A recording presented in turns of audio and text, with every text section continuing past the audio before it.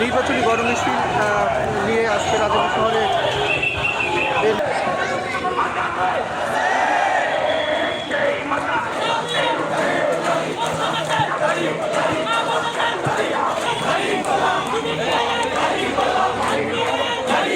দর্শক আমি আবারও জানিয়ে রাখি রাজধানী উপজেলা শহরের মধ্যে সাংবাদিকদের সাইডে এক সাইডে কর্নারে কর্নার সামনে একবারে ভাইয়েরা আরো সামনে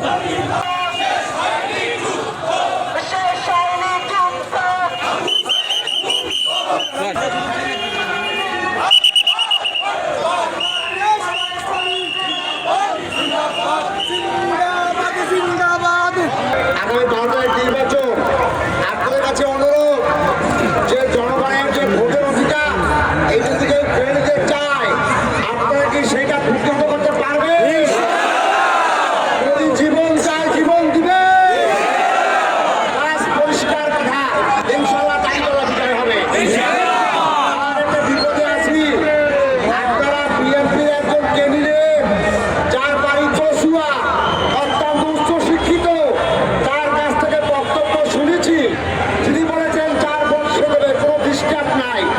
কিন্তু দুর্ভাগ্য, চালকারী কিছু লোক পেয়েছি, তাদের শিক্ষা দীক্ষায় ঘাটতি আছে।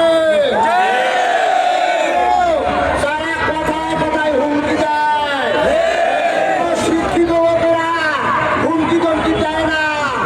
সবার শিক্ষিত সন্তানরা মাস্টার হয় না। ডাক্তার, ইঞ্জিনিয়ার, অ্যাডভোকেট, রাস্তাঘাট কোনটা? সেটা অশিক্ষিত, মূর্খ, মানুষের সম্মান বোঝে না। রাজাপুরে কয়েকটা নাম আমার কানে এসেছে, তারা প্রায় হুমকি দেয়, আমাদের ভাইদেরকে আসতে দেয় না, বাধা দেয়। আল্লাহ রাস্তায় পথটা পরিহার করুন। আমরা ভোট দিচ্ছি, ভোট দেবো।